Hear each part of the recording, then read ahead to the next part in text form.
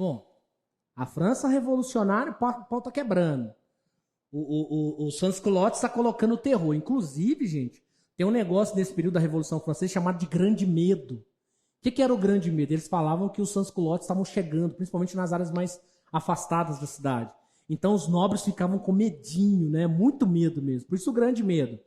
Tomem cuidado, não confundam o Grande Medo como o período do terror, que é o período que nós vamos falar agora.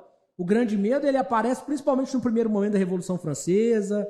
Ele vai parar a Revolução, pairar sobre a Revolução Francesa durante um período.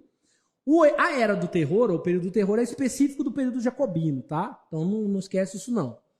Bom, por que vem a Convenção Nacional? Primeira coisa que tem que vir na sua cabeça é a traição do rei. Traição do rei. Por isso que acontece a Convenção Nacional. Quer dizer que nós estamos dentro da monarquia nacional e o rei traiu a monarquia nacional. E aí, o que a convenção vai fazer? Vai discutir qual que é agora o próximo passo. Então, enquanto o rei está preso, a Convenção Nacional vai discutir quem vai assumir o posto do rei. E aí fica determinado que quem representa o rei a partir de então é os jacobinos. Por que os jacobinos, Anderson? Porque os girondinos já estavam com o rei. E aí que entra a figura de um camarada chamado Maximilien Robespierre. O Maximilien Robespierre, ele é o cara mais famoso desse período da Revolução Francesa. Por quê? O Maximilien Robespierre é o líder dos jacobinos. E os jacobinos são os radicais. Ou seja, eles acreditam na revolução agora e pronto, acabou. O Maximilien Robespierre, tomado e dotado da caneta do poder, começa seu governo. Interessante que no período do Robespierre vai acontecer, por exemplo, o congelamento de preços.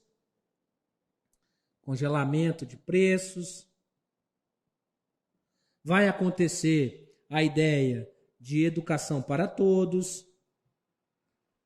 Ou seja, todo mundo tem acesso à educação na França. Por que Robespierre está fazendo isso? Ele é o representante do povo, né? Então, se ele é o representante do povo, ele precisa fazer algumas coisas pelo povo, né? Nessa época aí tem a tentativa de invasão da França de novo, prussianos e austríacos tentando invadir a França. Aí acende a figura do general, quem? Napoleão Bonaparte, o jovem guerreiro que defende a fronteira da França. Tudo isso acontecendo na França. E os jacobinos lá. Os jacobinos não eram idiotas, pegaram o rei está preso, ó. Pegaram o rei, a partir da prisão do rei, condenaram o rei à morte.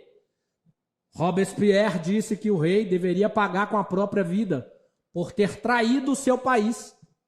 E aí vocês têm que lembrar da visão que nós temos na Inglaterra. A Inglaterra também teve o rei decepado, lembra?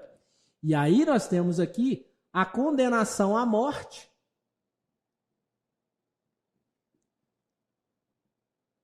de Luís XVI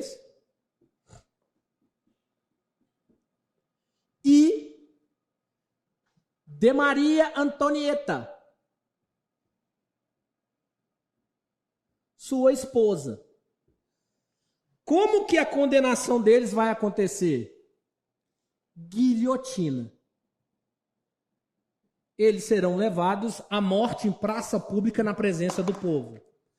A guilhotina que mata o rei inaugura na França o período do terror, que é o período que as pessoas que se oporem à Revolução da França, a Revolução Francesa da forma que Robespierre queria, lógico, né?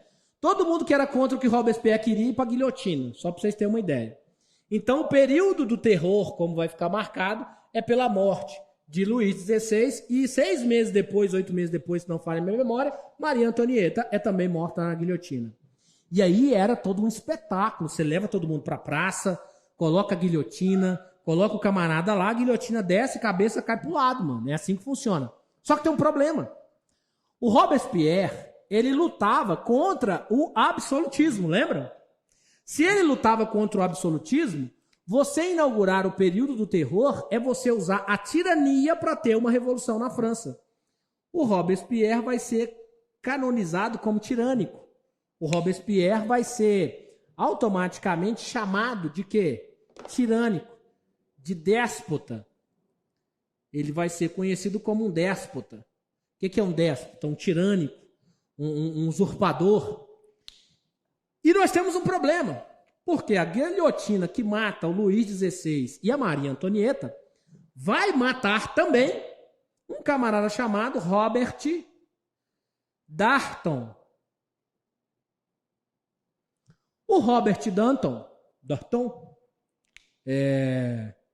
esse camarada aí, eu vou escrever, eu acho que o nome dele tá errado, acho que é assim, Robert Darnton. Esse camarada aí, ele nada mais, nada menos, era o líder dos girondinos, adversário político dos jacobinos na casa. Quando Robert Darnton é morto, começa a aumentar a insatisfação da população frente ao Maximilien Robespierre.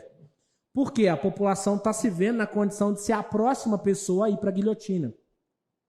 Os historiadores nos contam o seguinte, que não chegava o sangue de uma pessoa a coagular e já tinha outra cabeça sendo decepada. Vocês têm noção do que é isso? É quando você mata a galinha, o sangue ainda não virou uma gelatina. Então não chegava nenhum sangue a coagular, já tinha outra cabeça. Morria gente o dia inteiro na França guilhotinado. Por isso chamar de período do terror. Para a população não passar mais pelo período do terror, o que os girondinos vão fazer? Os girondinos vão fomentar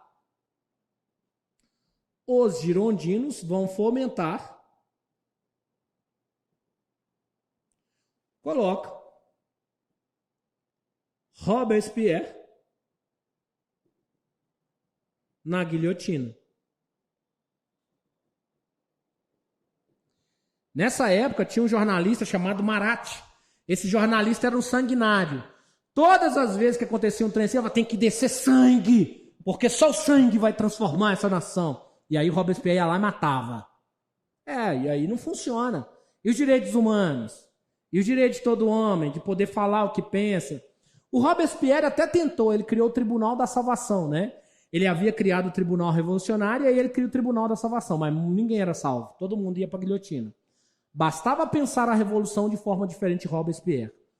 Como Robespierre vai para a guilhotina, automaticamente abre-se o caminho para os girondinos. E aí vem o retorno dos girondinos. Nós vamos para a terceira fase, que é a famosa fase do Diretório Nacional. Tudo é nacional, né? Porque estão visando aí a nova Constituição da França. Beleza? Tranquilo? Veremos mais sobre isso no próximo vídeo aí.